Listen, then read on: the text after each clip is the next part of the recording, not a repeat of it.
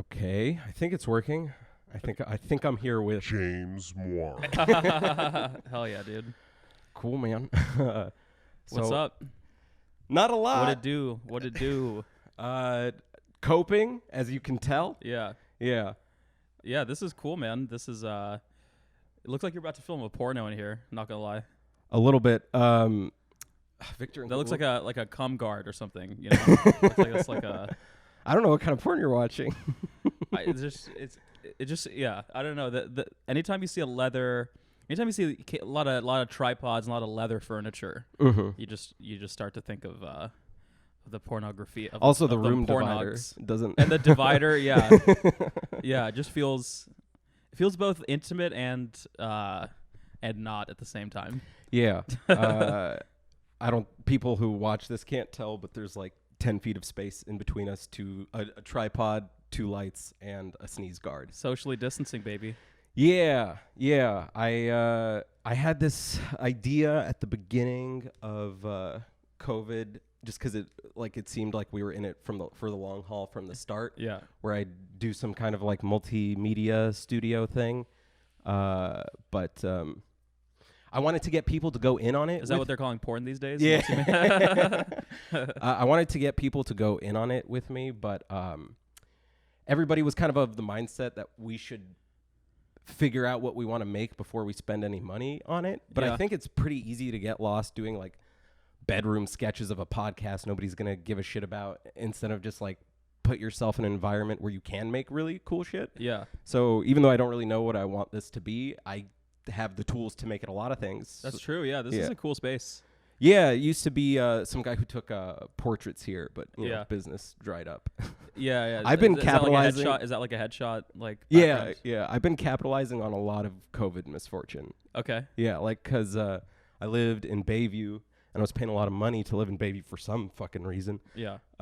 And a certain colleague of mine got canceled on Facebook. He like did that thing white people do where they'll find a video of like Oh, I remember that. Yeah. one black racist intellectual that agrees with them Right. on some like pull yourself up by the bootstraps shit. Right. But the thing is I had just put out a call for like housing before, and he told me that I could have his rent controlled place in the Tenderloin. So I like when I first saw it, I was about to comment and be like, dude, this is messed up. But I saw that the entire community had already done it for me. So like, So is he like okay? So did he leave in exile? kinda, yeah. I mean, the thing is I kind of understand the mentality a little bit, in the sense of I'm not saying it's right, but I get it a little bit, because he got like fucked on unemployment, so he was Yeah. struggling super hard, and then to hear about, he probably got pretty triggered hearing about his privilege, even though he's like, you know, not doing so hot right now. Right. Doesn't justify. Wait, so what happened exactly? So was the extent of it just he posted the like black people need to work harder video? Was that it, or like? Well, he did that, but he had other reasons for going. Like he just couldn't afford to live here anymore. Oh, Or he okay. had some his family's in another state where he's at right now. Yeah. And he it sounded like he had some homestead issues he wanted to figure out. Yeah. So that wasn't the only reason, but I like briefly referenced. He briefly referenced that he deleted all of his social media because things were getting like Interesting, because you know that. So this colleague of ours, he I actually used to go on little coffee dates with him because really. yeah, just totally out of the, like it was never planned, but I had therapy in the Mission at actually fucking really close to here, and it would get out at 12. It was at 11 a.m. every Saturday. And then so I would get out and just wander around aimlessly and just like process all of the the gay shit that had just happened in therapy, you know. You know, just like, am I gay? Am I not gay? What, you know, that kind of stuff. Is it my dad's fault? Whose fault is it? But I would just be wandering. I would literally be wandering in circles in the Mission, like with like close to home, like in that direction. And he always took his lunch break right at 12. Oh yeah. So on 3 separate occasions, we ran into each other on the street, and he was going to break, and I was just walking around. So we actually got twice we had coffee, and one time, you know, I don't know what his employment status is, but one time he was doing a little quick work beer, and we got a little beer at like at like He's noon. super charismatic. So like a very charming in guy. his defense, he has a black friend, which is me. So free blank. I did inherit his roommate, who is without a doubt the greatest man I've ever lived with. Yeah. He's a gay Thai chef named Magnum. That's what's up. Is his real name Magnum? I'm pretty sure it's not, but the backstory our colleague gave me, I need to get this confirmed by the man himself, is that his mom wanted to give him a strong American name and is also a big fan of Dirty Harry. That's what's up. But he's doing this cool thing because, if you're a chef, you got fucked like, comics got fucked or whatever. He and some other chef buddies of him are going to rent there's going to be this big warehouse that opens apparently not far from here with a bunch of like socially distanced kitchens. Yeah. So people can make delivery only restaurants to weather out the storm. So dude, someone was telling me about that, like a WeWork of restaurants. Basically. Yeah. And he is doing a Thai fusion thing. And so I'm the main kitchen test subject. Wow. Yeah. So I'm like having Thai paella and Thai burgers and shit. Dude, and he's a barber too. Not actually a barber, Yeah. but he gave me a better haircut than like half the fucking people in this city could before COVID. And he slings that fire ass dick probably too. Well, he also has like a lot of merchandise that's branded Nasty Pig. Wow. This is sick. Yeah. So you're having a good time over there in the TL. Well, I think you put a status up and I commented on it, but even in like the limited time I've been in the Tenderloin, it's gone way worse. Dude, San Francisco is in the worst shape that I can imagine like a serious city being in. Because like because all of the good parts of San Francisco are gone, like fucking bars, restaurants, offices for high-paying jobs. That's all gone, and then now it's just like the rest of the rest of it. And yeah, dude, I was driving. Yeah, dude, I was just driving around running errands, and like looking at the tent cities, and I'm like, bro. Yeah.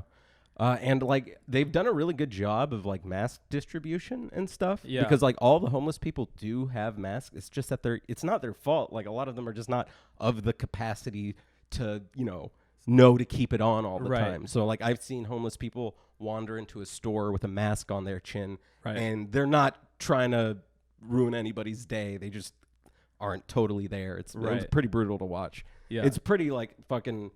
Because I'll walk here just because it's my like barely resembling exercise routine of the day. And from the TL? Yeah. Oh, so you walk through the belly. You walk through the belly of the beast. I've seen some shit, man. Also, like because the fucking, the economy fell out from under all of us, but for people already at the bottom, like you can see the ways they have to adapt already because like there are like these like street flea markets are opening. They're like I've seen them in the Mission and I've seen them in the Tenderloin, and they're obviously like completely unlicensed. And even though a lot of selling like one Air Force, just as much like as many colors of phone chargers as you want. Yeah, it's always phone chargers and phone cases and like phones that no one uses anymore. Yeah, but for chargers are they're popping in the street in these streets. Yeah, but dude, it's brutal. But you'll see a lot of them are wearing masks, but you'll see like 30 people like shoulder to shoulder to shoulder. And you're like, I don't know what those masks are. Well, at the same time, I don't know. I felt safe at the protest, so I think that might be my classism showing. I don't know. I didn't actually. So I actually only went to one protest, which was the craziest. Yeah, I saw. Yeah, I went to the IG Live feed I was watching. I went to the first night of the Oakland quasi-peaceful protests, and I mean, it was like obviously it's like 90% peaceful, but 10% of people were fucking shit up. But I like that one was interesting because it wasn't one of those that like it has a Facebook event. It was like an actual like spur of the moment fucking protest. Like people were just sharing like we're taking to the streets tonight.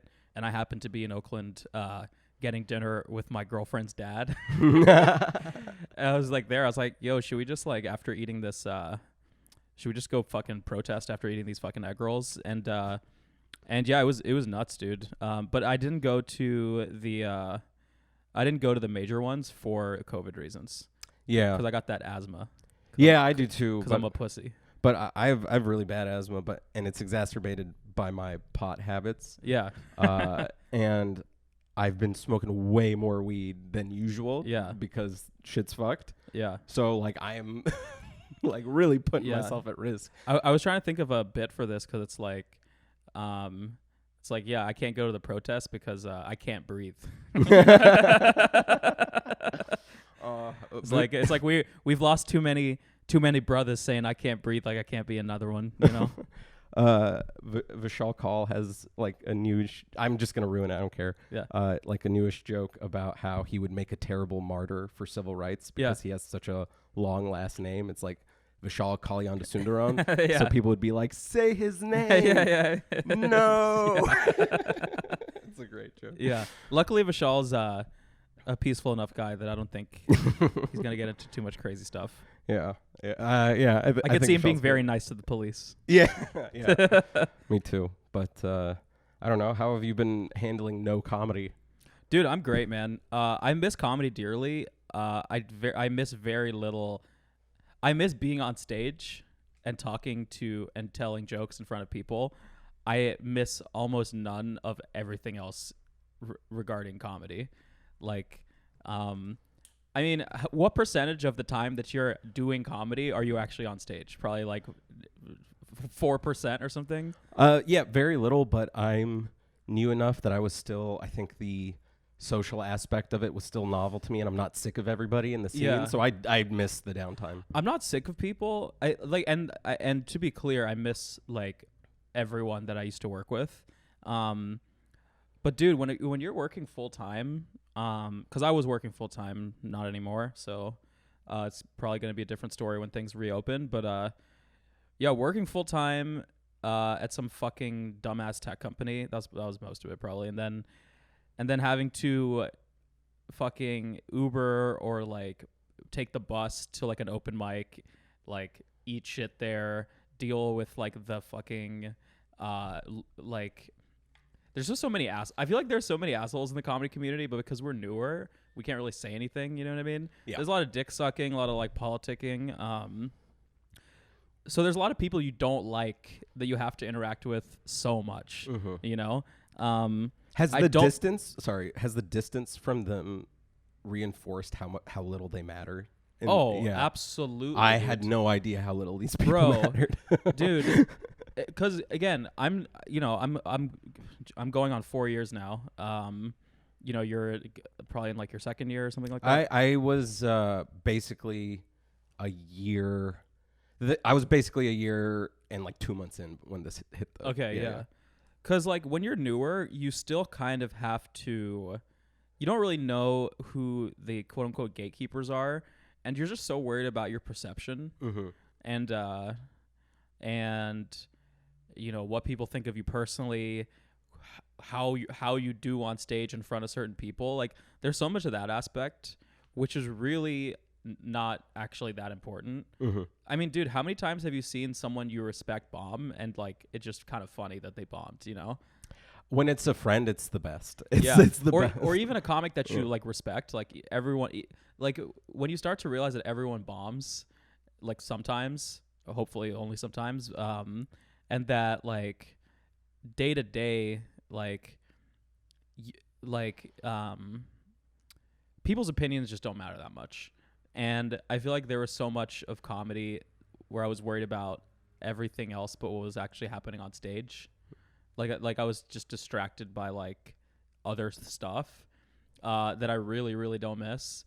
And I miss being on stage, but when things come back, I think I'm going to have a whole new like attitude. Yeah, I think we like touched on it briefly like over chat or something, but for as much as you fear like the stagnation we're all experiencing creatively and like the muscles that are just fucking not being worked out at all,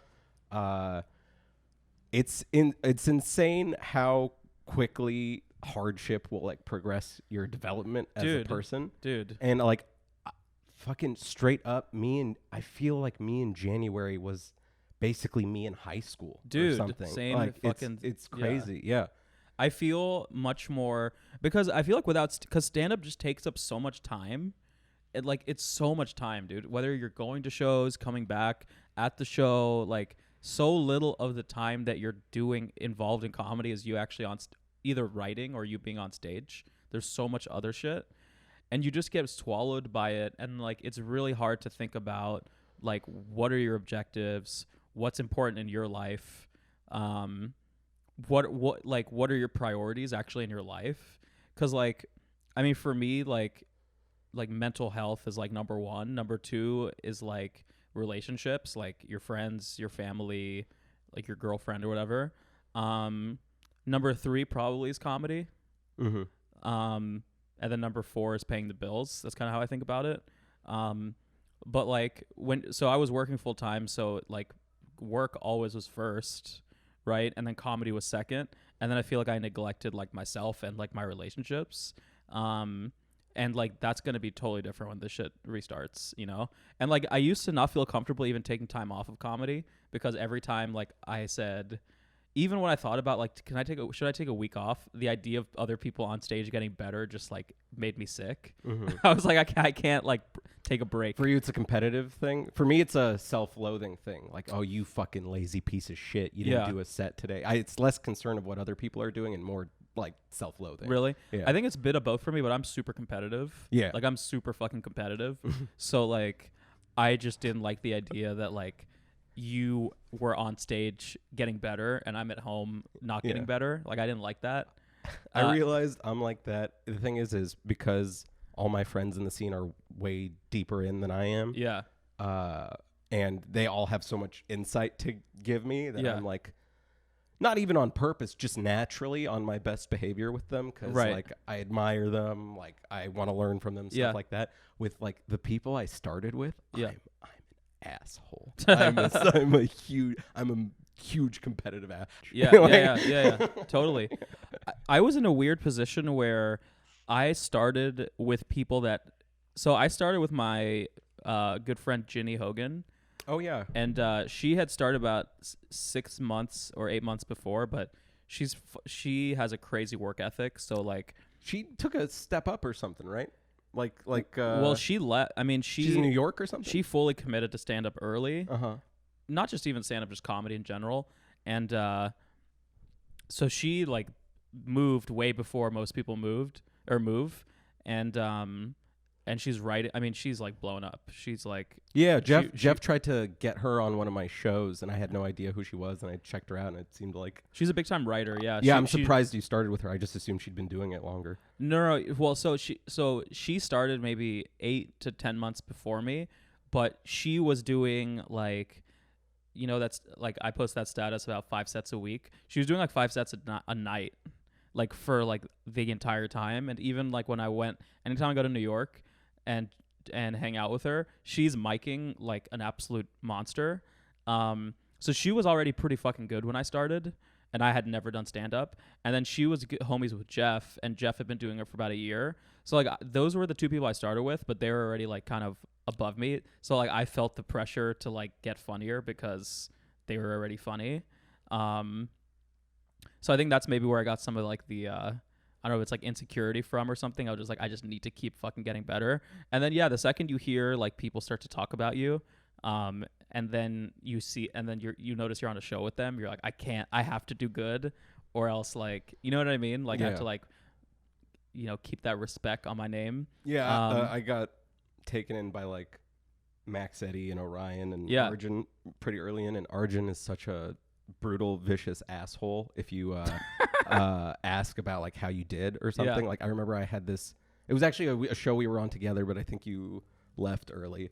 I had this really classic me. I had this really shitty cocaine joke that had been kind of working, and I'd been like 4 months in to stand up, and it bombed at that show. And I asked Arjun, I was like, is something wrong with that cocaine joke? And he just went, well, I mean, it's just a bad joke. It's just like not a funny joke. It's like really not good. The rest of your set wasn't very good. Like he just so like you feel that need to be like, so like me and Arjun get booked a lot together, and if I have a better set than him, it's like I don't need an agent or a big break. I just did better than Arjun. Fuck him. Totally, man.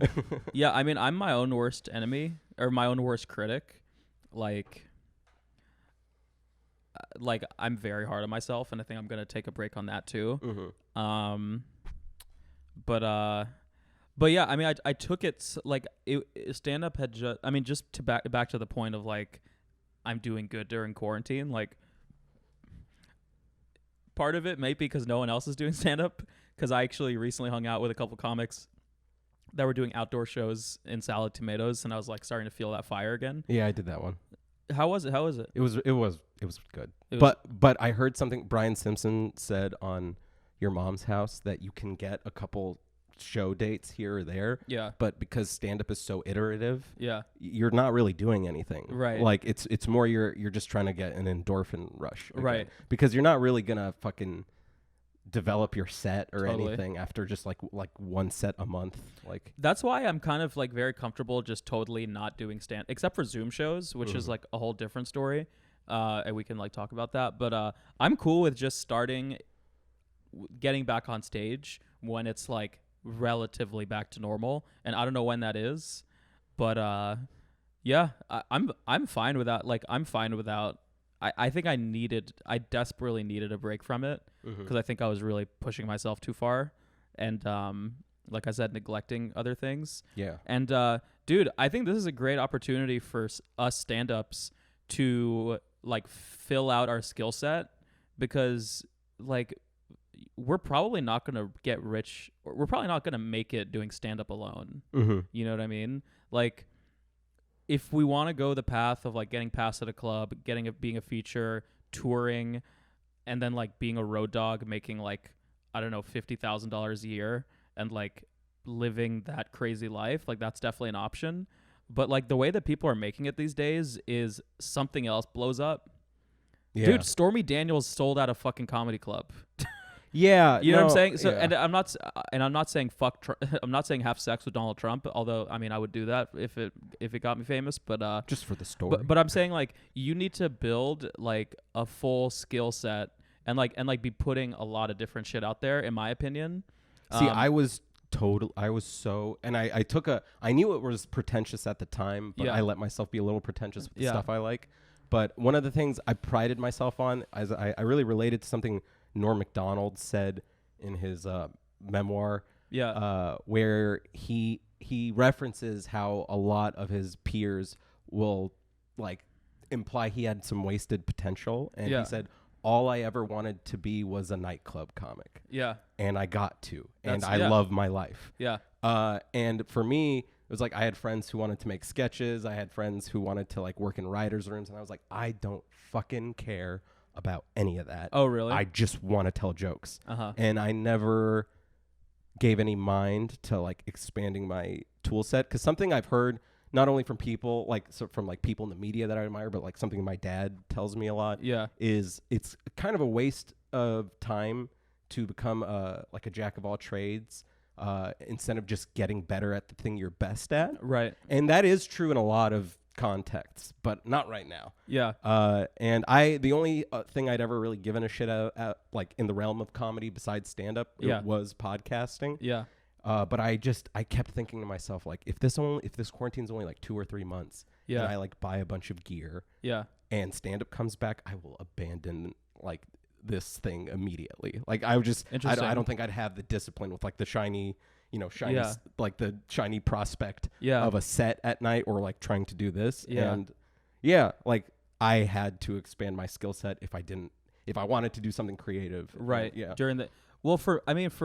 I'm a bit different because I don't think that stand-up, like, I don't think I'm that, like, good. Like, I think I'm funny, but I don't think I'm, like, really ever going to be that great at stand-up. Like, because I think I'm funny. Like, I just think I'm a better writer than I am a performer, a stand-up comedy performer. Because, like, I look at myself on stage and I'm, like, barely performing. And, like, I think a lot of my funniness comes from just the words I use. I don't say this to like blow smoke up your ass or something like that, but like not a lot of people can emote with a deadpan delivery, and you do. Oh, thanks. And man. that actually is like I think a very legit performance skill. Interesting. Yeah. I appreciate that. Yeah. I mean, I think I definitely have like a thing, like a shtick. But I really want to like write sketches and maybe at some point films and or TV show, or be like something like Trevor Noah, like a Daily Show person. Like that's more the kind of shit that I'm thinking like super like long term. And the cool thing about stand up is if you look at someone like Trevor Noah or even like Dave Chappelle. Like Dave Chappelle got famous because of the Chappelle Show. Not because of stand-up. I mean, I guess he had some Def Jam clips or something. I mean, dude, he was definitely a great stand-up, and he was definitely known as a great comic. But what exposed him to like the mass market was the Chappelle Show, and that's what got him like that's what made him blow up. You know? Yeah. So, and the same with Trevor Noah. Like, he was doing stand-up. All these guys do stand-up, you know, and then he does his show, and then he can come back to stand up and like put shit out there. Same with someone like Eric Andre, like Eric Andre because the Eric Andre show. So I'm trying to find what that thing is that like not only like propels me but is actually like an ongoing project. Sorry, that you can work on. I have COVID, by the way. I hope that's cool. That's fine. No, I just am a fucking smoker. Yeah. So and this is giving me an opportunity to kind of figure out what that is more, because that daily grind of stand-up is gone. So stand-up, I think, will always be in my, like, portfolio, so to speak. But I'm definitely going to spend my time a bit differently. It always hurts. Like, I know that's, like, a totally realist point of view. And it's also, like, fulfilling if you pursue it. It's not like you're compromising anything or like that. But when I hear people say that it's not just stand up, that you need to actually like make a living out of what you want to, it breaks my heart the same way like people say like monogamy is dead. You know what I mean? Like it's just like I wanted my I just wanted my like one true love. I didn't want to like play the field for the rest of my life. But like you can definitely I mean I also don't know shit. No, but I'm agreeing with you. And the thing is part of the plan with this podcast is because obviously who gives a fuck what Murahd or James has to say about anything, but I feel my fans fucking care, bro. I feel like if you look at TikTok and you see the people succeeding on TikTok, it's not quality of content that's getting them, it's prolificness. It's size of ass. Yeah, it's size of, but if you're talking about like some of the comics we know some great comics that have gotten big on TikTok, but we also know some not so great comics that have gotten big on TikTok. God. Yeah. And the only thing they're doing is being prolific. Yeah. So my idea for this is like, I'll put out the full video. You can watch the whole thing or the full audio file. But like, I am really just going to lean into like, I'm going to take like the funniest minute or two, do a super heavily edited TikTok clip with like a lot of frenetic editing. Like, because I was talking to Joey Avery and he was saying like part of like keeping somebody from just swiping past your content is it can't just be cut to this camera, cut to that camera. It has to be like very action oriented and stuff like that. There's to be racism, homophobia. So ableism. That's what I really don't like handicapped people, by the way. You can keep that. Okay, for sure. I feel like I hate them. A good way to maybe start to succeed out of obscurity like us is like put out these bite-sized chunks. People don't really need to know who you are because they're getting your funny perspective immediately. And because we are funny, I think like the people that I would have on, I think people will just stop caring that we're not famous. Yeah. And I'm also going to try marketing it like once I have like the concept really ironed down and like the branding of it really ironed down, I might like run ads for it the way I did for shows and like try and get a local following. That'd be sick. Yeah, because like I know I would be, if I didn't do comedy, if I was just a comedy fan and I lived in SF, I would listen to like a high production value Bay Area comics for sure. podcast. Yeah. And don't forget, you could always also feel important in the studio. That is true. If this comedy thing doesn't work out, you could totally, like, I would I would do it. Victor and Gaula have been looking at houses. Yeah. And there was this vegan household in Berkeley they were looking at. Yeah. Where like they were even being like, is it okay? Like, we don't cook anything here, but maybe we like have a takeout burrito or something. Yeah. And part of the conditions was also like once a month people shoot porn in there. Oh, really? Yeah. What kind of is it vegan porn? I think that is all the information I have on this vegan household. Like no swallowing. That's funny. Yeah. It's murder. It is murder. Yeah. I mean, that's yeah. It's inhumane. That's the most Christian porn you can make. Yeah. You've been watching a lot. Are you dating anyone right now? I fucking no. I had like a really bad breakup. Yeah. Right. So I'm sorry to hear that. No, that. yeah, but it was fucking clearly I dodged a bullet. It just grazed me real bad. Yeah. But wait, so are you doing any like? Oh, so I like got being back. single. Yeah. So it's been fucking miserable. Yeah. But I like. Also, like when things are not going well in my life and I don't have a lot to show with what I'm doing with my time, it's not like I want to add a person to the mix because I'm already very self-judgmental. So I had these like first couple months of COVID where there was such a low ceiling on what I could do with my day. Yeah. That it's like even if I found like a really nice, understanding girl, I feel I would just project onto her that, oh, this guy's a lazy piece of shit. Yeah, but yeah, dude, it's tough to dating when you feel shitty about yourself is almost impossible. Yeah, so I didn't bother basically until last week. Okay. Yeah, and I got like one match, and it was like this. She was cute. She seemed really sweet, and the last two people I dated were very, very mean. So I was looking for like a change of pace. Yeah. Because there's a lot of mean girls out there. I like sad mean girls because I was talking to my psychiatrist about it, and he was like, "Hey, Murahd, you know what one of the most common overlapping traits between a psychiatrist and a comedian?" Yeah. And I was like, "What?" And he said, "A depressed mom." Whoa. Yeah. Every comic I tell that to goes, "Whoa." Yeah. And I realized I am at my most comfortable and smoothest with a girl when I'm trying to, when I can tell she needs to be cheered up. Oh, dude. Oh, bro. I haven't dated a girl that has a functioning relationship with her father. I still don't think I have, actually. We don't get along. So yeah, I'm totally with you, dude. Yeah, I mean, I can't imagine being single right now because I mean the only reason I used to get laid was comedy. Yeah, and like either I don't get my foot in the door over apps. Dude. I really girls don't. At shows or like, you have your little stand-up picture on Hinge or whatever, and then like dates are shows. You're like, just come to a show, like watch me. Hope. And then obviously there's a little bit of pressure. It's like fuck. I thought you meant like metaphorical because I like. Part of like the fucking unhealthy mindset that puts you into comedy in the first place. I feel like sometimes my only value socially is to entertain people. Same. Yeah. Oh, yeah. So that happens on a date. And I went on this date with her and I was making her laugh the whole time. Yeah. She was very interested. She had a lot of questions for me. Yeah.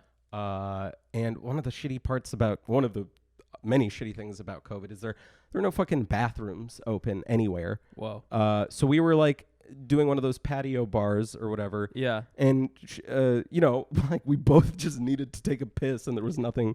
Yeah. So the date wrapped up really quick. You know, it was an hour and a half. It was 2 hours. It was nice. Yeah. And the whole time she's like super engaged. And then I hit her up the next day. I'm like, hey, I had a lot of fun. Do you want to do that again? Maybe this weekend or something? And she told me that she was like, I had a great time too, but it was a very one-sided conversation and you did not have a lot of questions for me. And it felt like you weren't actually interested. And I didn't feel a romantic connection either. And I was like, thank you for giving me like a very accurate play-by-play of one of my deepest insecurities and a real character flaw I have. Yeah. But like, couldn't you have just stopped at I didn't feel a romantic connection? Like, why? Why did my first date out of COVID, like you had to like cut to the core of me? Yeah. Like, I get it if we had been on 3 dates and she was going to give me an explanation about why she didn't think it was working. Yeah. We had drinks for 2 hours. Why'd you have to do this? Dude, I'm not going to lie to you that is a really interesting point because I've had a lot of dates that even ended in us hooking up that did not get further than that. Like dates that went well enough to some of them ended up with hooking up where they were like, yeah, this is like a one-time like thing. And I'm like, I thought I was killing it. And then I was like, oh, maybe that's the maybe that's the problem. Because looking back, I thought I was killing it too. I don't know shit about this girl. Yeah, no, and Ula brought up a point that the relationship between the entertainer and the audience. Yeah. The entertainer feels very close to the audience because they're putting themselves out there and making very vulnerable. And the audience is receiving it, but they're not as close. They're watching. You're talking to a person. They're watching a show. Yeah. So she watched the Murahd show, dude. And it might have been entertaining, but it's also. I also understood her frustration. Like it was her first date out of COVID, and her first date after like 6 months or 5 months of isolation, she can't get a word in. Yeah. With it. I understand the frustration. I mean, she probably wasn't nearly as funny as you, so you know she fucking deserved that. What's her name, dude? No, you don't say her name. I almost just fucking. I don't know. But I don't know. I'm gonna give it a shot. I'm taking new pictures because you have to fucking have you have to make yourself a social media ad. Well, you're all skinny now, man. Huh? You're all skinny now. I have my first. Every day I've woken up for the past 2 weeks has been the thinnest day of my life. Dude. And I have my first 2 abs. Dude. I've never had a flat stomach in my entire life. Yeah. But I've straight up gone like full eating disorder. Dude, you're hot, dude. Hell yeah, dude. Well, you know, you're not. I got my hair cut literally today. You're not supposed to. So people with eating disorders, you're not supposed to compliment them for being skinny. Mm-hmm. I think that's that's Yes! that's the liberal. That's the liberals. That's the goddamn liberals trying to ruin this country. Murahd, you keep puking. You keep throwing up everything you eat, and you keep doing you because you look like a fucking. I think the world could use just a smidge of body negativity. Dude, look. When I was fat, I used to be fat. I used to be very big. I was fucking depressed, dude, because you look in the mirror and you're like, fuck, I'm fat. I feel like the more, because like, I'm sorry, but like when you lose a lot of weight, you lose it in your face too, and it's super noticeable. And this is probably an element of body dysmorphia, but the more weight I lose, the more it feels like I'm looking at Murahd in the mirror. Yeah. You know what I mean? Yeah, dude, totally. Like, and because I've like, I mean, one of the reasons I went keto is I gained like 10 pounds over quarantine because I didn't go anywhere and I just drank all the time. And yeah, and you look in the mirror and like when you don't see like your fucking face in the mirror, like it's really, it sucks. And yeah, I mean, I look like Thanos. Dude, you in don't January. feel, dude, when you're fat, you don't really feel good. Like, I mean, your thighs are rubbing together. Like, it doesn't feel good. You're sweating, you know. And obviously there's a level of overweightness that is still healthy and we should celebrate. I mean, we shouldn't be like everyone needs to be skinny. But what I don't understand is like the level of like fat shaming where, if that makes sense. There's like skinny shaming. Where we're almost kind of like saying that every body type is okay. It's like some are. I mean, some just medically aren't. And most overweight people do want to lose weight. Mm-hmm. Obviously, we shouldn't like make fun of them. But like most overweight people want to lose weight, and it feels like it's weird that that's a difficult thing for our culture to accept. Yeah, and I feel like the people who are most not brutal, but like, sorry, where were we? You were talking about how you hate fat people. Well, I was gonna say, people. I find that formerly overweight people are the most critical of overweight people, and I think it's a combination of there's some self-loathing there, but there's also a lot of like. I used to be like really, really overweight, and the last 3 or 4 years have been me course correcting that. Yeah, and it's been such an insane, mentally straining amount of work. Yeah, because I'm not a disciplined guy. Yeah, same. That when you see people who are just like, I have bad genetics or something like that. Like, yeah, there's a lot of people who do, and then there's a lot of people who are like, I'm probably gonna edit this out, scared of hard work. You know what I mean? Like, you know. Yeah, dude. You know, it's a lot like immigrants that make money and then like their attitudes about hard work. It's like to a certain extent, like they are right. Like to a certain extent, like hard work does. I mean, there obviously is a value to hard work, and I just think the misconception is that most overweight people want to be overweight. Like, obviously, it is not good when you're overweight and then a skinny person is making fun of you. But the reason it hurts the most is because you kind of agree with them. You're like, yeah, I'm fucking fat. I mean, that's how I felt, dude. When I was a fat middle and high schooler, and like anyone made fun of my weight, it fucking hurt because they were fucking right, you know? Yeah. And yeah, it's obviously it's very difficult to like change your lifestyle to like actually end up losing the weight. But where I would disagree with like the notion of fat shaming is that it's a fundamentally like flawed, I disagree that the premise is wrong. Like I think you should obviously be very sensitive to people's feelings, because I think feelings are everything. So you should make people feel bad, but the premise that people should be not super fat is fair, and dude, any doctor would tell you that. So it's crazy to me that Mexico took the crown from us. I thought we were like number one with the bullet. Oh, for really? Yeah. It was amazing to me that anybody else could take that trophy. Yo, Mexicans be eating, bro. Mexicans be eating. Burritos, I mean, dude, I gained 10 pounds and I moved to the Mission 6 years ago. Oh yeah, those Mexicans got to me, man. I think I like those legit. Fucking Mexicans. I think I taqueria Cancun Farlito'd myself out. Like I can't. Like, I don't even taste El Pastor anymore. It's bro, you just should go to El Metate. That's where it's at. What's it called? El Metate. El Metate. That's where them carnitas is at, right there. Yeah, but yeah, you got skinny, dude. You got, dude, you're glowing up. You got broke. You know, you got out of a relationship and now you're glowing up.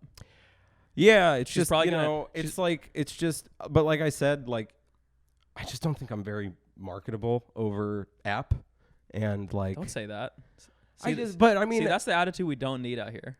But it's just the way these apps are set up too are so cruel.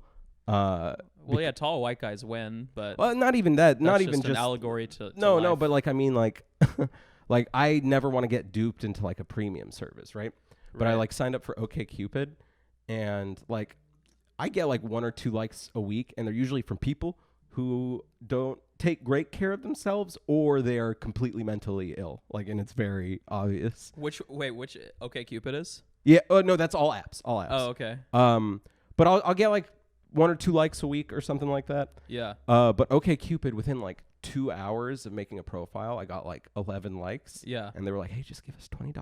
We'll tell you who likes you." Yeah, give us. Yeah. Yeah, and I'm like, 10 people. Them's good. Like. Yeah. Could be worth it. Yeah. And I pay the $20. My filter is for people who are 15 miles around me. And everybody that likes me is like a Muslim Indonesian chick. like in Fairfax? No. No, in Indonesia. So like. Oh, what? Yeah. So basically, like for your first fucking hour on OkCupid, I think they let the whole world see you. So because they're letting like a fucking million people see you, you're going to get a bunch of swipes. And for me, it was like, wow, they showed me at a global scale, and I got 10 swipes, and they were all like Asian Muslims. Yo, that's what's up, though. But I mean, I can't fucking get coffee with any of them. Do they have a travel ban for us?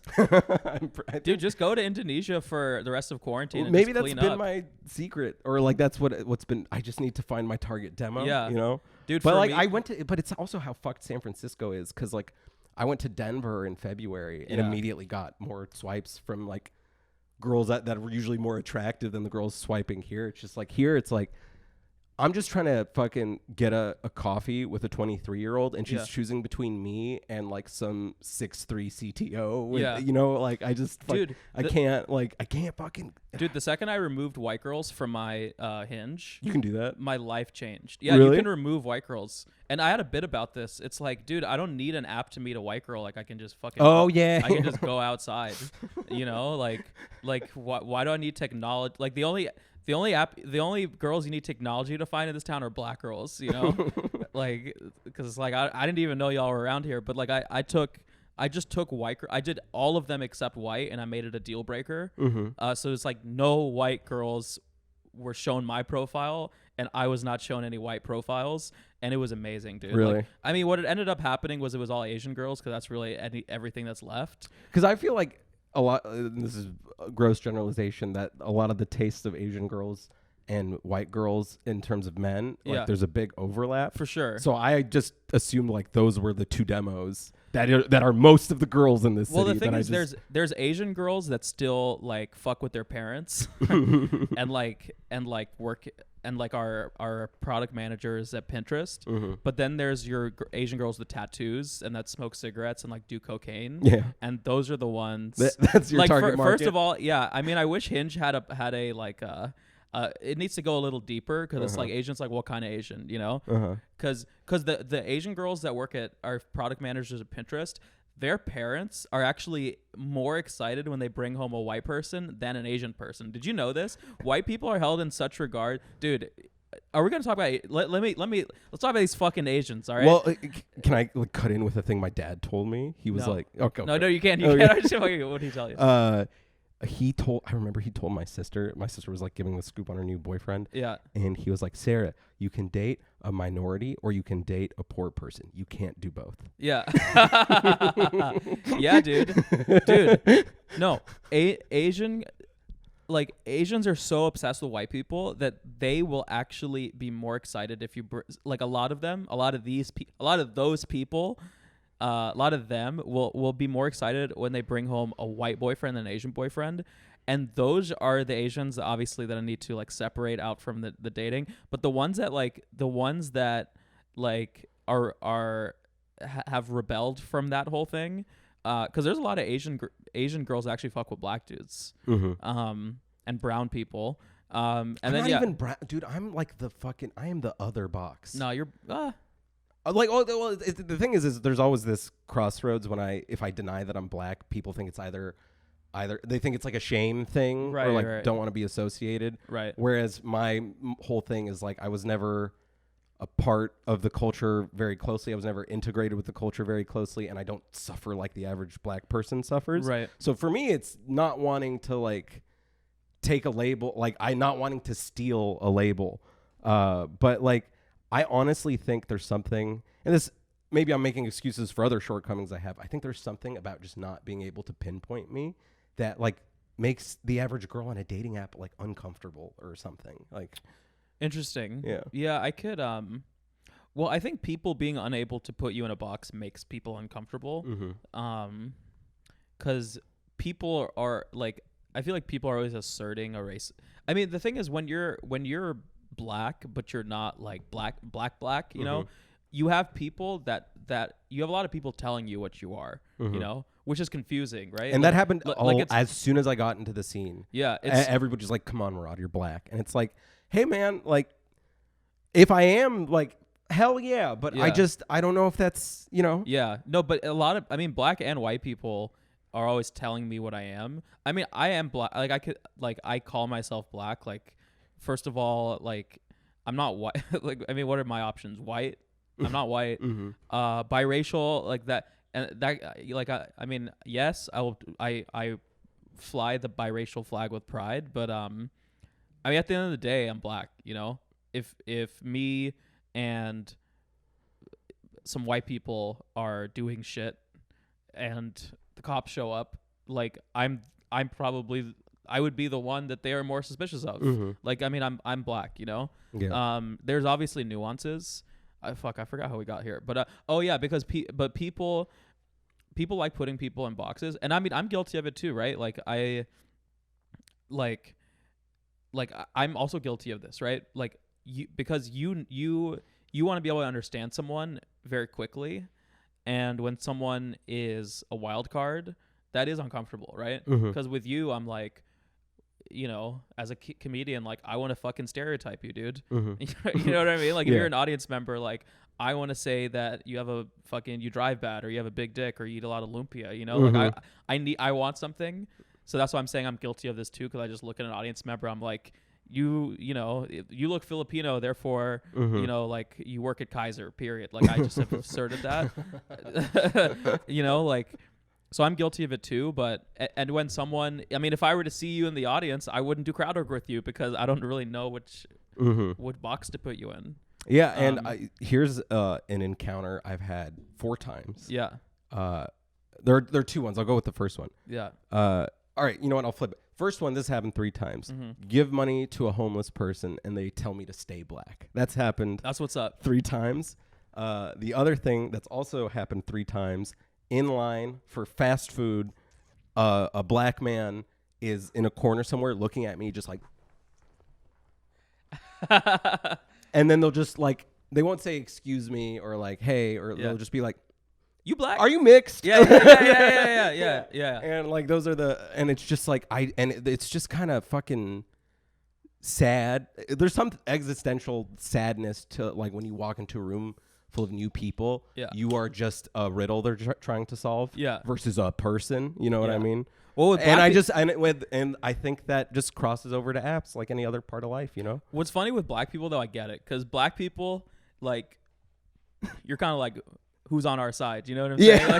Like with black people, I do just ask people like, you black? Because like, or I feel like people ask me that because they're like, you black? And I'm like, yeah. They're like, word, you know. But those homeless people, when they would say it to me, they would say it with like an affirming pride. They'd be like, yeah, hey man, I can tell. Stay black. Yeah, you know? It was very supportive, very friendly, but like it was, you know. And the thing is, I like, because I grew up in like the Silicon Valley.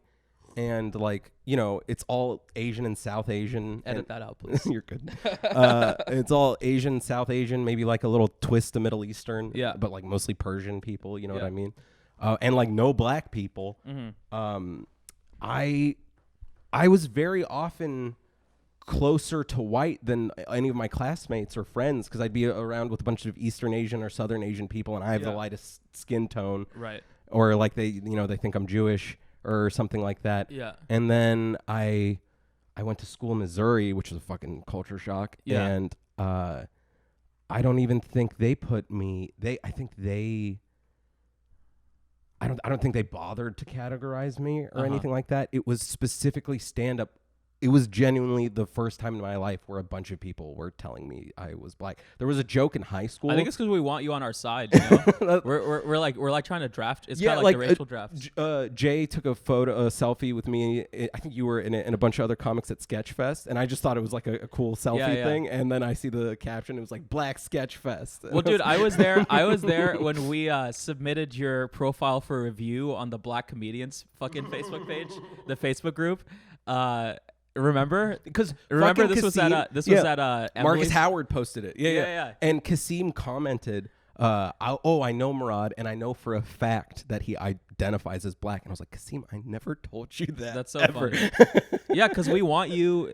Because here's the thing: is when black people ask you if you're black, it's because it's like, all right, get in the fam. Mm-hmm. When white people ask you anything about that shit, you can't fucking trust these crackers out here because. Mm-hmm.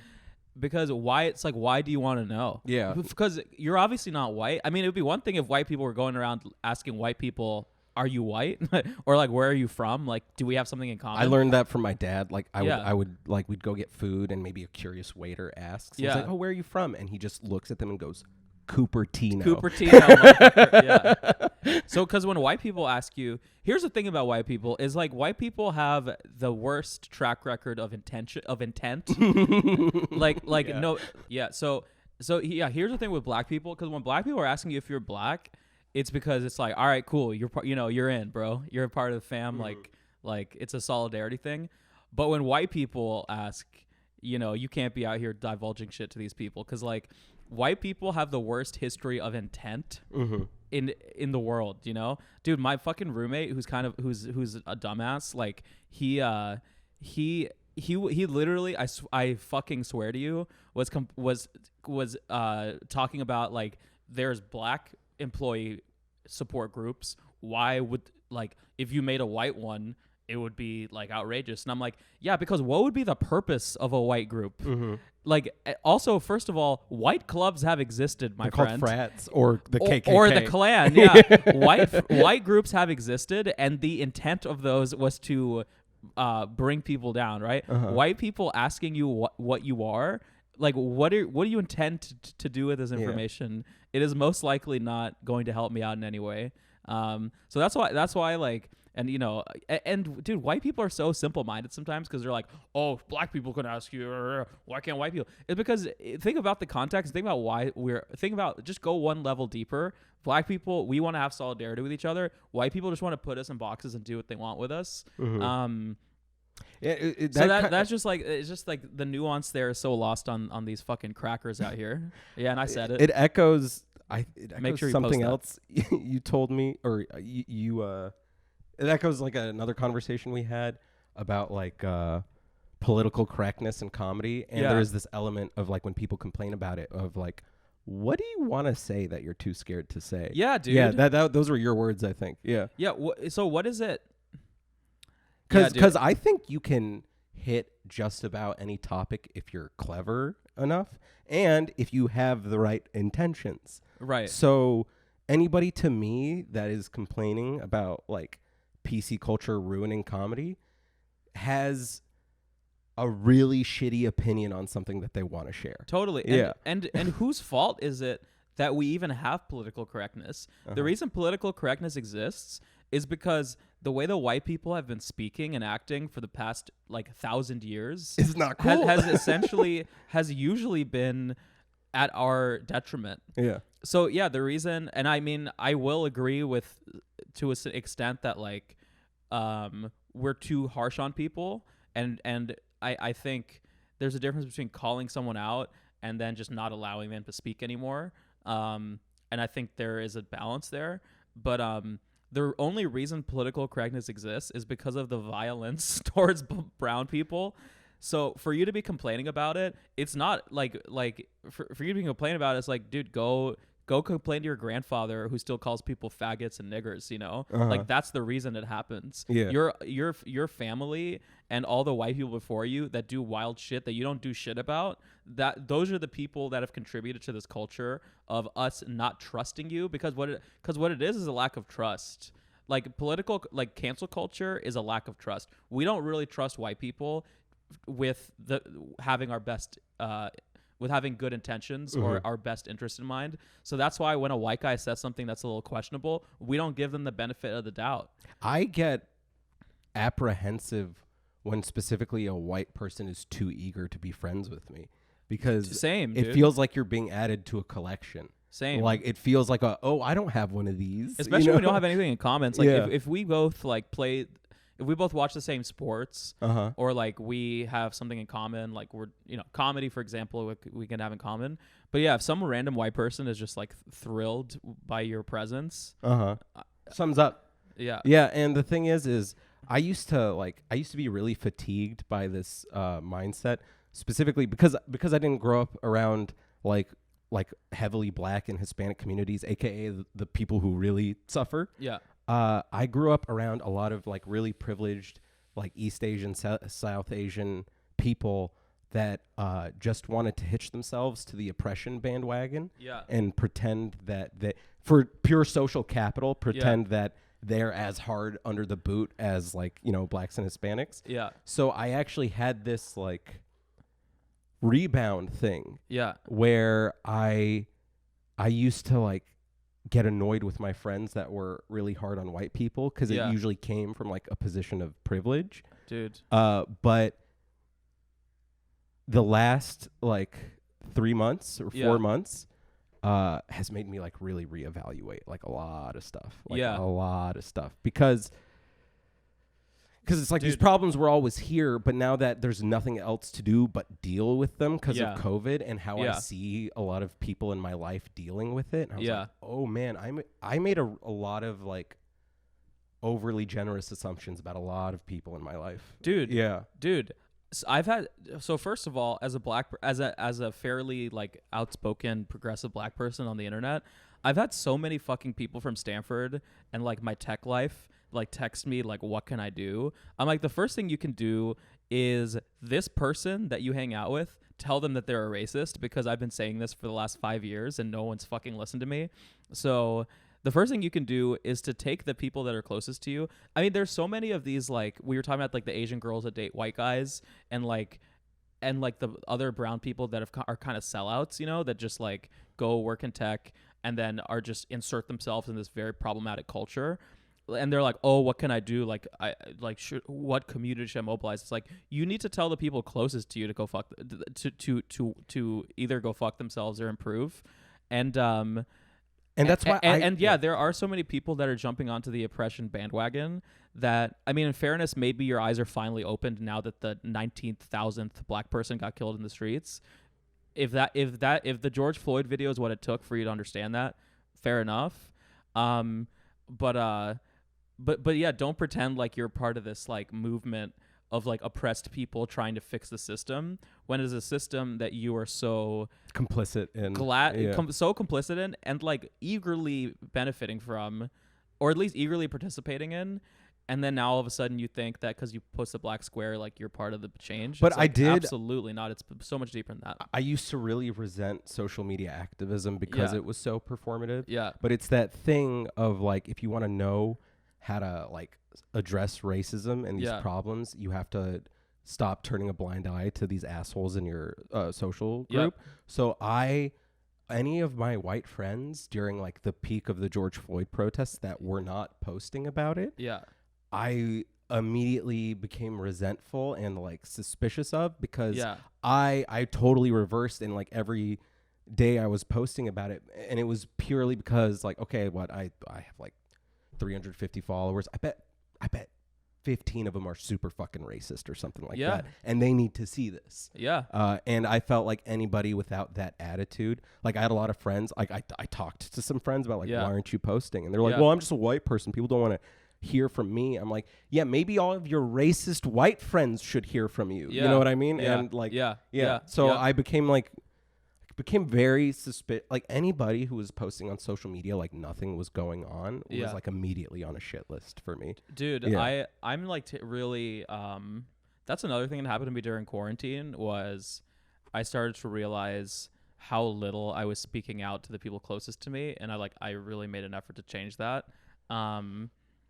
And ending friendships, plain and simple, like we're done. Yeah. Like we're not like because there's shit that I've dealt with even Stanford people and other tech and other comics that was just totally unacceptable, and I just took it for some reason.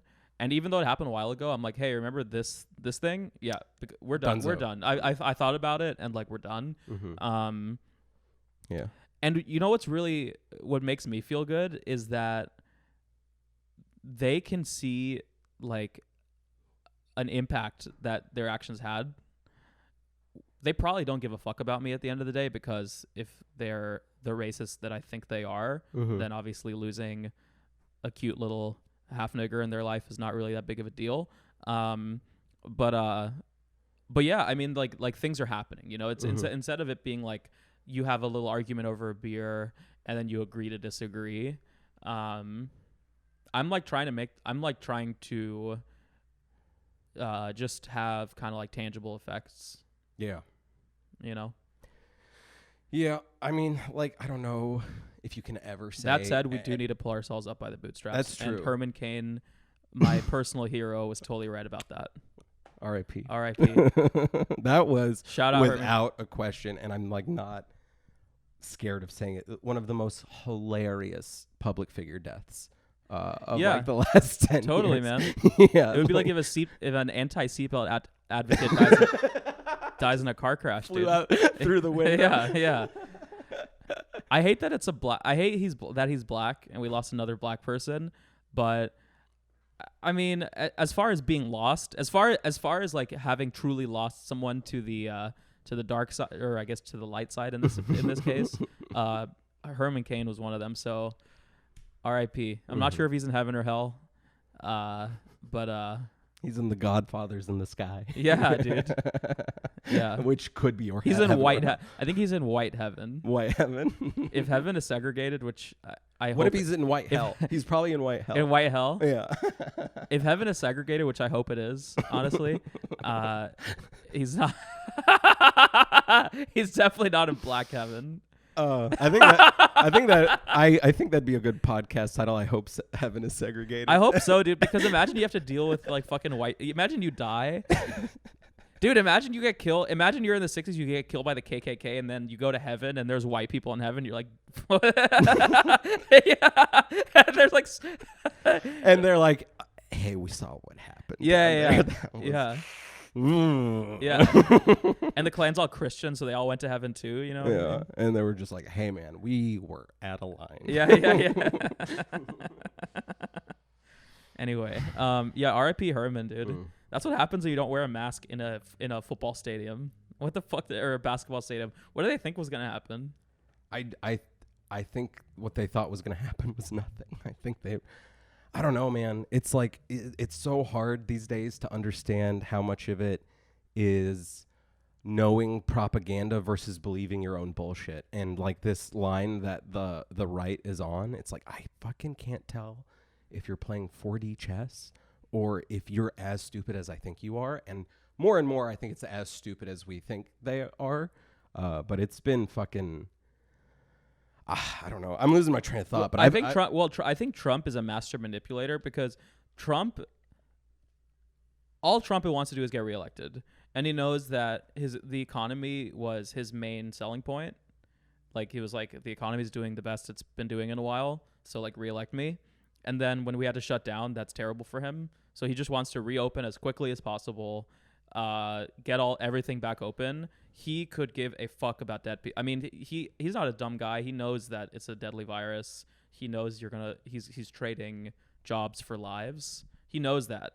The thing is, he's putting out, in order to convince his fucking dumbass base, he needs to convince them that the virus isn't dangerous, and he's done a great job of that. And now no one takes it seriously. Like, I already knew that we were, a nation run by corporations. Yeah. But finally getting undeniable hard evidence about how they prioritize their margins over our lives has been just the most... It's disappointing. It's just... Yeah, and it makes you mad at every company that's, like, forcing employees in, but also has, like, the BLM sign out front, and it's just, like... Yeah. Like a lot of these people working essential jobs are like, poor people, and poor people are disproportionately of color, and you're forcing them in, and they're dying at disproportionate rates because COVID's hurting them because of all these other factors affecting their health. But you put BLM on the window, so that's nice. That's real nice. Dude. Yeah. And then threatening to cut funding for schools that didn't reopen. Mm-hmm. It's like instead of offering more money for protective gear, you threaten to take it away. And now we're gonna kill kids. Yeah. I mean, not many, but some. Yeah. We live in an interesting time. Trump is really, you know what I'll give him. You know what I actually appreciate about Trump is he's laying bare a lot of the underlying structures in America. It is forcing a lot of. It's forcing a lot of. I'm not going to say healing because healing feels like the wrong word, but it feels like we're fucking starting to like poke the needle in and sew up some of the shit, Yeah. And it hurts, but at least we're fucking taking the time to do it. Yeah, because you're starting to understand the essence of America, right? Mm-hmm. I mean, capitalism is really the only thing that has made America a powerful and, let's say, great country. Like, it's really the fact that you can just make as much money as you want here. And and then sometimes some poor people get a little bit of it, and then like you have poor people that get rich. They're like, oh my god, I got rich. I can only get rich here. But then what's actually happening is large scale like dismissal or oppression of like everyone else basically, and we just didn't really talk about it, but as much. But yeah, Trump is kind of like putting it all in our face, so we can kind of see what's up, And what's crazy is the people that are doubling down on him, and then like on like America as a whole. It's really starting to, you're kind of seeing people's true colors. Mm-hmm. Yeah. And you're seeing America's true colors. Yep. Which is white, by the way. I mean, you can remove the red and the blue part. Dude, we should just have our flag should just be, tan.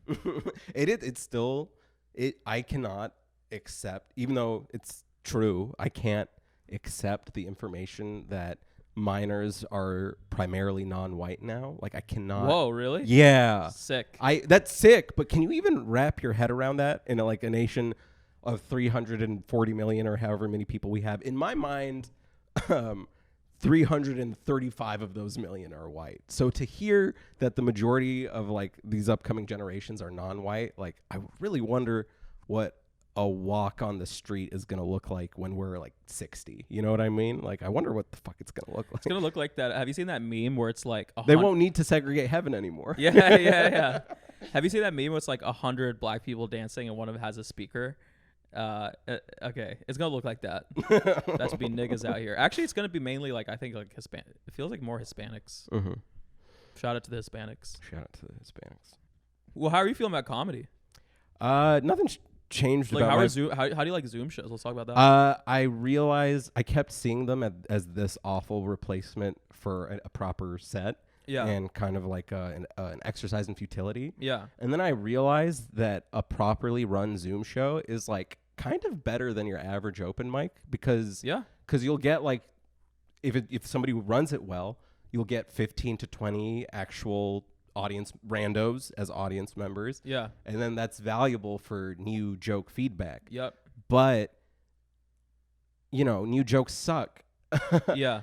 So if you're just trying to use it as an open mic, you're gonna bomb in front of a laptop in your room, and if you're like me and you're single, you're gonna get to be alone and think about it for the rest of the night. Yeah.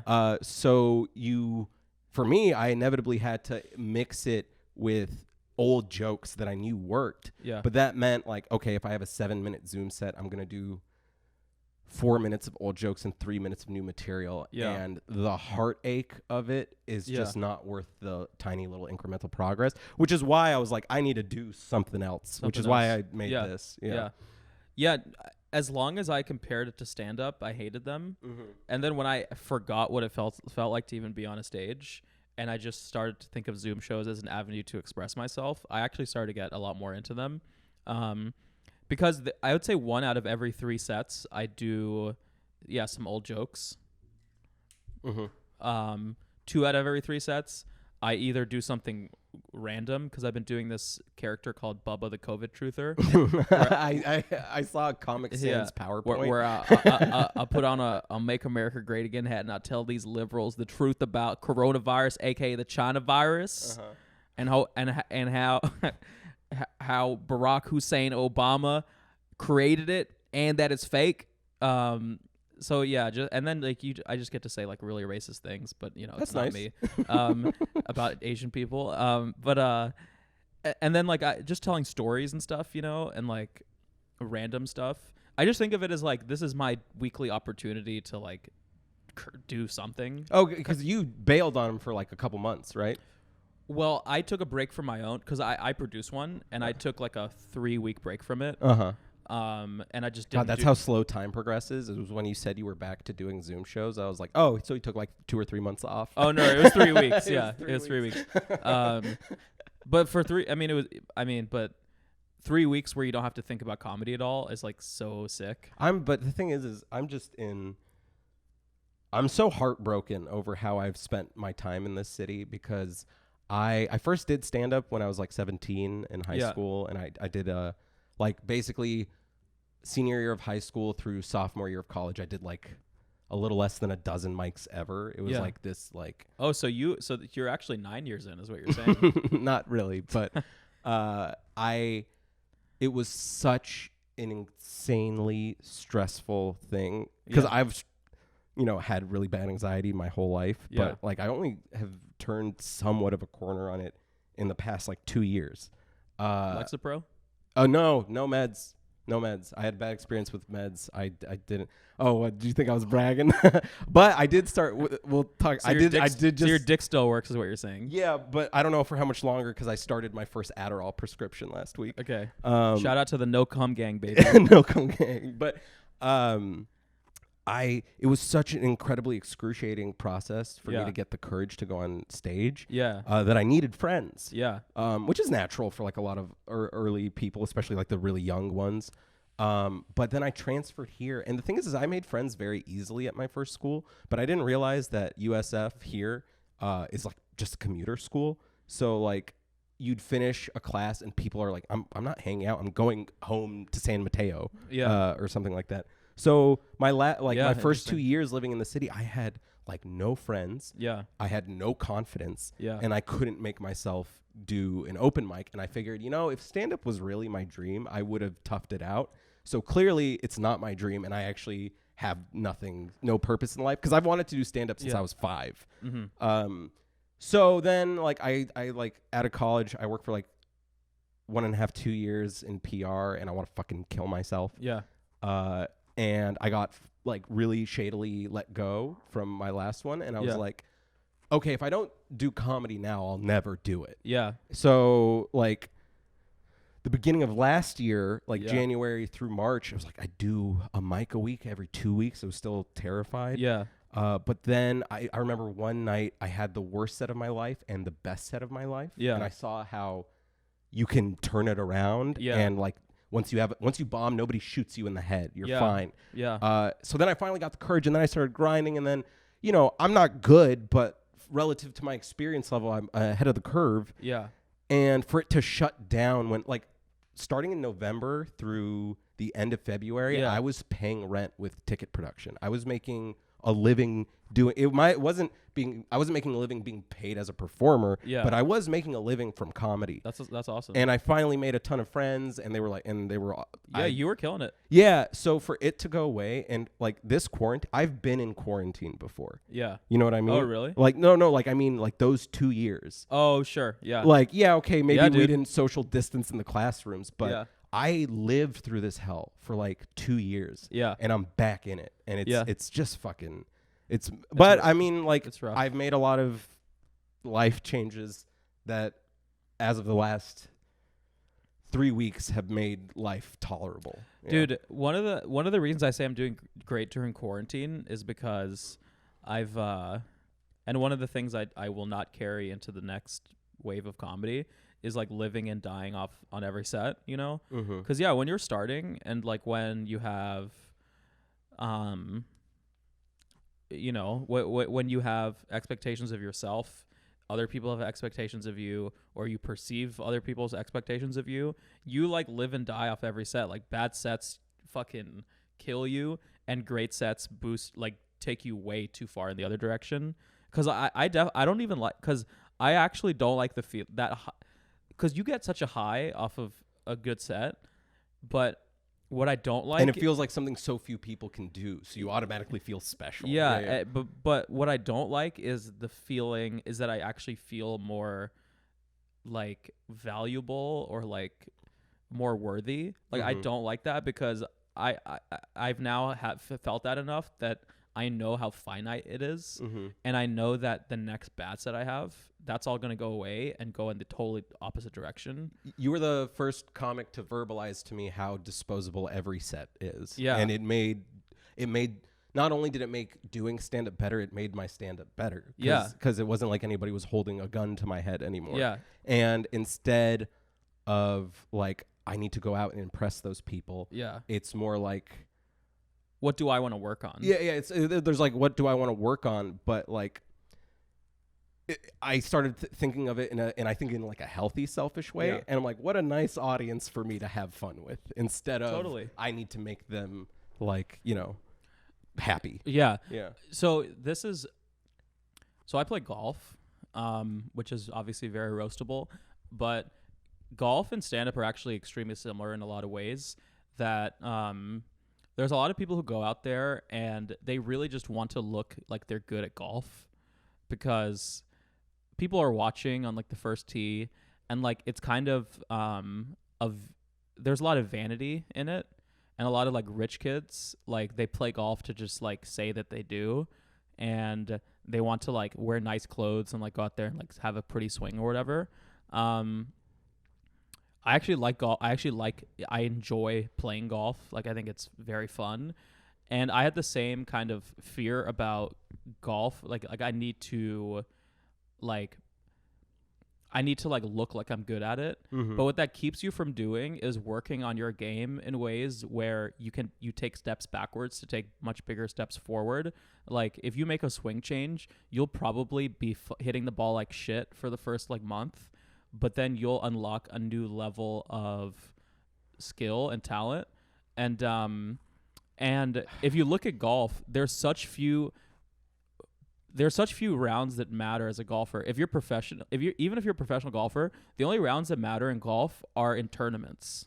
Everything else, whether it's on the driving range or whether it's with your friends, that really doesn't matter. You might look like a dumbass for a bit, but the only ones that matter are the tournaments. And that's why, like with stand-up, the only sets that matter are auditions, club gigs, club gigs, auditions, and tapings. Yeah. Everything else doesn't really matter. And if you can take the I need to look good in front of other people out of it, which is very, very difficult to do, and I'm still very it's such bad a natural at it, instinct, but I'm still very bad at it. But if you can take them out of it and just really just focus on what you need to get out of every set, because I was so scared to try new jokes at shows until recently. But it's like I need to try them, because if my set won't go anywhere if I just keep doing the same 10 minutes that kind of work. And also when those 10 minutes stop working for whatever reason, then what the fuck am I going to do then, you know? So I had just turned a corner with that attitude where I was running 6 shows. 3 of those venues are now shut down for good. And I just, I took a lot of pride in production. Like I originally started producing to create stage time for myself, and then I didn't realize that I would just naturally like it. Yeah. And I took so much pride in bringing an audience together for a quality show. So I took my set very, very seriously, and I was like, only for my standards, only the A+ stuff. Yeah. And it was so much squandered stage time looking back on it. Yeah. 'Cause I, like a month before COVID, just started open micing at my sold out shows. Yeah. And it accelerated joke writing so much more. Yeah. Because a lot of the times when you open mic, you'll get like false positives on these premises, and you work on them too long and you realize they were a waste of time and the false whole time. negatives too. Yeah. I need to keep false negatives in mind more. Yeah. And when you do it at a packed proper show, the data you're getting is so much more accurate, dude. And I just wish I had, I'm still super new, but I'd wish I had figured that, because it really felt like I was about to like take the next half step up right before all this shit shut down. Yeah, the second, because so the show I run with Arolfo and Jeff, and for a while I was like scared of them, because like when we started the show they were still like higher up than I was, significantly. And Arolfo, because he's so connected, would always book really fucking good comics on that show. The premise was like for me, like the first time I got booked on it was a very stressful thing. Yeah, dude, because he always, like, we would always book like some New York or LA people, and then I would worry more about their opinion of me than the crowds. Yeah. And did you ever have those like white whale comics that you always bombed in front of? Like that, we're like, oh, this comic I really like only sees me fail. I think, a couple, like a couple people you've never crushed in front of, Yeah. And then that would be my head. But the second I started to try to get that out of my head and just really worry about, like, what is my objective tonight? Because sometimes you are in the mood to crush, right? Sometimes it's like if someone else went out there and crushed, and the crowd is good, you don't really want to throw that much news, because you just like, I just want to crush, Yeah, you want to ride the wave. Yeah, but like but when that's not the case, and then you have a joke that you did maybe at one show or a couple open mics that you think is like, it needs like real. It needs real like analysis, or like real. You need to see if it works. Being able to throw that in there and feeling comfortable doing it was so huge. And also the crowd respects it. I mean, the crowd, like, if your normal stuff is pretty good, then the crowd will respect you working on stuff. I mean, Sarah Silverman, I saw her at Clusterfest, and she had a fucking notepad out there. Dude, I saw back when it was okay to idolize him, I saw Louis. Yeah. At like a last minute show where every ticket was $40 and you got a random seat, so you could get front row for $40. And I was like third, and it was like a fucking bulletproof hour. Everybody's clapping and cheering for him, and he just comes out with a notepad and he's like, can I do new jokes for like 20 minutes? And everybody was like, yeah. And it was by far the best part of the show. because you'd see him latch onto this premise that like resonated immediately. Yeah. And then you'd see him whiff on something. Right. And I feel like comedy fandom has gotten so intense that people are down for the meta shit. Yeah. But yeah. Well, we're running out of SD card space. Okay, cool. Yeah. But I guess this is I episode 1. I want to be able to drive home too, because on keto, 3 White Claws is. Yeah, no, you get fucked up real quick. Yeah. I did keto way too long, and I didn't realize you're not supposed to do it for more than. You need to take a break after a month or 2 of it. Oh, really? Yeah, because you're depriving. You get a lot of electrolytes and stuff from carbs. Okay. And also, when you're in ketosis, your body thinks you're starving. So you're actually secreting more adrenaline and cortisol than usual. So it exacerbates your anxiety. So I remember I was at work and everything was going fine. I was doing really well at my job. Like, yeah, I was like depressed, but like I wasn't stressed. Yeah, I was deeply depressed, but I mean, but I wasn't so real. Nothing was like, I didn't have any like monkey on my back or anything like that. And my like leg kept twitching, and then my face kept twitching, and my eyebrows wouldn't stop twitching. Yeah. And then I went to the bathroom and I went to take a piss, and I've had anxiety attacks and I've had panic attacks, and there's a difference. Anxiety attack, there's like a very tangible trigger, like, oh my God, a presentation I have to do in out, like like something. Yeah. But a panic attack is like there's some shit festering that you're not aware of, and it blindsides you. Yeah. And the difference is with an anxiety attack, you know it's upsetting you, and it's maybe fucking up your breathing or whatever like that. But like I said, everything is fine, and I go to the bathroom and I start to take a piss, and then I have the overwhelming sense that, oh, I'm about to die right now. Yeah. And I didn't know why, but my brain was like, hey, man, it's time. Yeah. And I was like, oh, no. And I, like, my legs turned to jello. I collapsed on the ground, and I hyperventilated for, like, a minute. Jesus. And I couldn't move, and the room was spinning. And I looked it up, and that's what happens when you do keto for 2 years. Interesting. Which is what I did. And I had plateaued for a really long time. And what I did is I, like, hobbled across the street. I ate a croissant, and it felt like I had took a Xanax. Interesting, man. Yeah. Okay, doke. Well, we literally just ran out of recording space. Okay, cool. But thank you so much, Mr. Change. Hey, bro.